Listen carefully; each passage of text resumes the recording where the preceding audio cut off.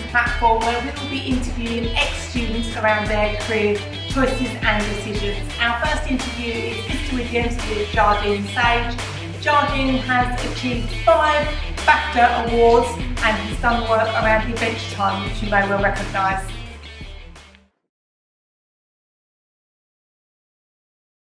If you're happy, I'll kick off. And so we've got yeah, sure. Like I say, thanks first of all, Jardine, for being on it. What is it? We all know what you're doing, but what is it that what is your actual job description as such? So at the moment, I'm a assistant director on Milo the Cat, which is a new TV show that will be coming out this year. Working for Fourth Wall based in Liverpool. I'm not based in Liverpool, but they're based in Liverpool. Yeah. So. Yeah. And how did you get into it? Because you were a brilliant painter when I remember you as a teacher. Yeah, how did you leave? Why did you leave painting and go into animation? I never left painting. Nobody didn't. Painting. No, I mean, well, I say it, I haven't left painting. I haven't painted for a while, but yeah. I never stopped drawing. Let's just say that. Yeah. When I was at GCSE, I was really interested in animation. If you remember, I was obsessed with animation. I thought it was really cool. Wallace and Gromit was very big at the time. You know, we're going back a few years, obviously. And I was really into plasticine. And I just thought, I didn't put much stock in it, but I thought, well, I wonder if I could just do my GCSE coursework about animation. And I think that was pretty much my launch pad. Yeah. For pretty much everything else that followed afterwards, because I did go back to painting afterwards, and I did various other things. But when I was doing that animation, it was just something completely new, and I'd never really tried anything like it. It was really hard, but it was so much fun, and it got me interested in maybe pursuing it. But at the same time, I really wasn't thinking, oh, that's going to be my career. It was just something cool that I thought, oh yeah, I'll give that a go. And so how did you actually get from thinking about that, and I remember you doing those animations actually, how did you get from thinking about animation and actually doing it? Well, after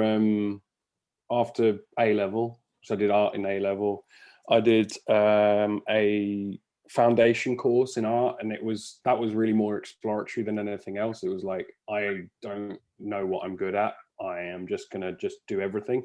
And then I was painting again, I was doing models, I was mark making, screen printing, which I thought was rubbish. I did a bit of photography. I really liked photography for a bit, and I really liked filmmaking. I really got on with just cameras and thought, oh, this is really good fun. I think it's possible that, like, I thought cameras and animation is sort of like that kind of thing at the same time. So I was definitely really interested in animation, but I didn't know what to do, and I just kind of went, okay, I'm going to just do this a course at university, which was an animation focused course, and I took a year off in between A-level and thing, and went traveling and just sort of just did whatever. But I went into that course not even thinking I'd be an animator, but I just really enjoyed it more than anything else. It was cool, and then obviously you went on to produce things that we're familiar with now, and I can remember you making some early films. So some of the other questions that were asked were, if looking back, did you think it was a risk to take a jump into that area? I mean, a lot of parents would say, I don't want my child going into a creative journey. They should focus on something more responsible. Yeah, I think, yes, it's a bit of a risk. So I'm just going to take that out. So there's a little bit of feedback. Yes, it was a bit of a risk, but at the same time, I kind of always thought that it was one of the only things I was really good at. And it's a horrible thing to say, but I was good at things, but I knew that I really enjoyed drawing. and that was something that sort of like held everything together.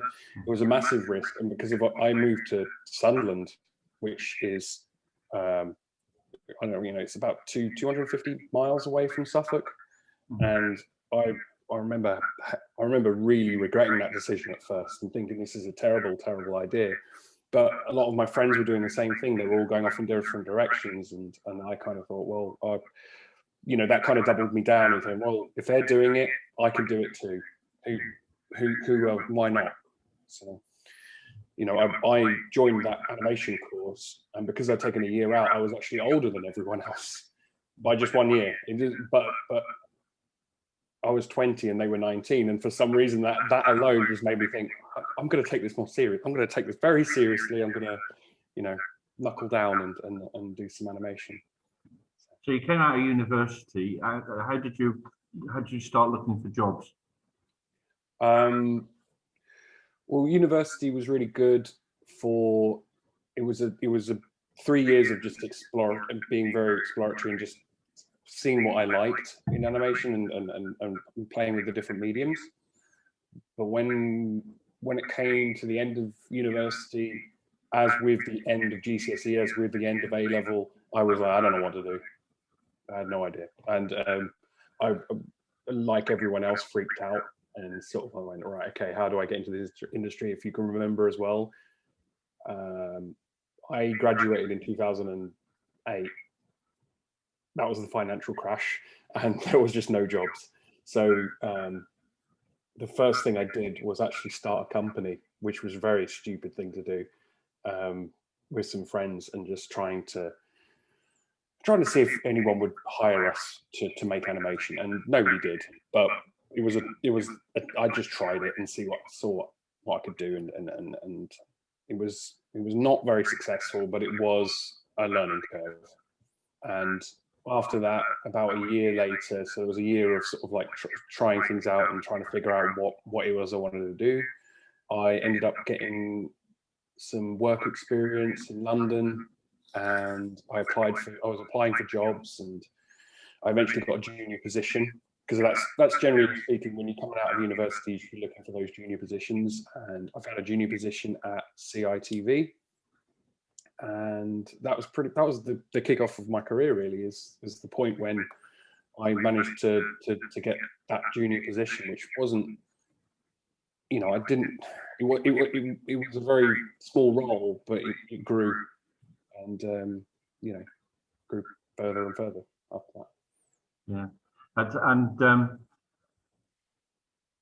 if you were to give advice to somebody who's, say, 16 years old, loves art, but is, again, like, doubting whether it's the best thing to be thinking to go on, what would you do to encourage them to say, yes, you should be going to university, or you should be going to college, or if you can't go to university, you should be doing any course that's available to you, if that's what you want to do? Yeah, I think it's betting on yourself, isn't it? Yeah. And going like, okay, nobody thinks it's going to come off. Like, I certainly didn't think it was going to come off. Most animation students, especially because of animation, even art is its own thing. Graphic design is one thing where I would say that you could actually be very successful. There's more success rate there. Animation is incredibly small, and there was a very good chance I was not going to be an animator. I was quite lucky on the other end of my degree, I'd say. But I kind of just thought, I want to do this, and it's enjoyable. And like, I was always encouraged. People said that it was good, and I was like, well, okay, well, if I'm good at this, I should keep going. And if you can remember, Neil, I was in a band and everything. Like, yeah, I was 16 years old, and I loved playing music. I loved acting. I loved doing all of that kind of stuff. But art was the only thing that I was consistently good at, and people seem to just keep saying that, like, you should just try and do that. You should try and do that. And I was really unsure of myself. I didn't know if I was any good. I still don't think I'm very. This is one of the things, is that you will experience it your entire life. I'm what, 35 now, and I still don't think I'm very good. But it's well, there's a lot of people think you are. So the point is that you just have to back yourself at a certain point and just go, like, the what if, because if you don't, then it doesn't happen. And what are the benefits of working in a creative subject rather than any other field of work? Do you feel like is it like work? It is like work eventually. I'm not going to lie. Yeah. With anything that you do as a job will always eventually become like an actual job. But what I would say to that is that it's an incredibly enjoyable job.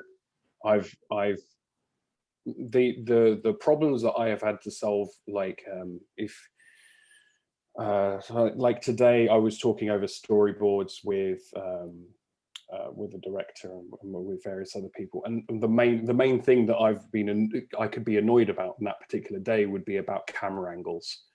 And if my problems are as big as that, I sometimes zoom out of it and go, I'm so glad that this is what I do for a living, because I could be doing something that I don't enjoy, and I love doing this.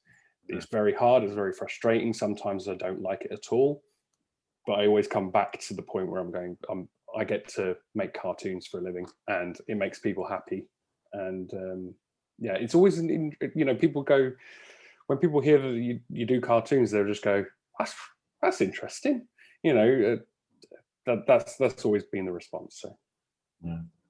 Well, it's been absolutely brilliant talking to you again, Jardine. And we always talk about you at this place, and we haven't got a 9-foot poster of you like they have in Sunderland. Don't, please. I'll edit that out for you. But but you are on the wall when you walk in as one of the alumni that students regularly use for their work, and they'll be thrilled to be.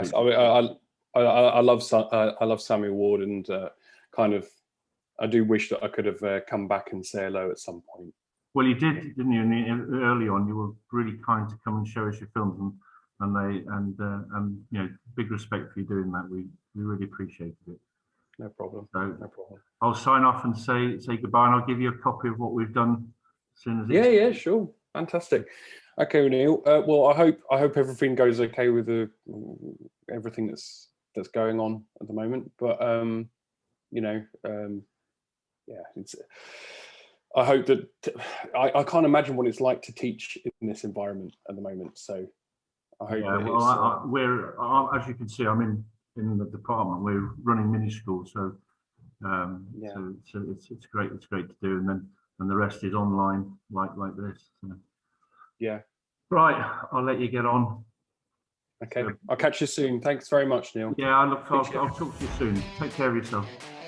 Cheers, bye. Bye-bye.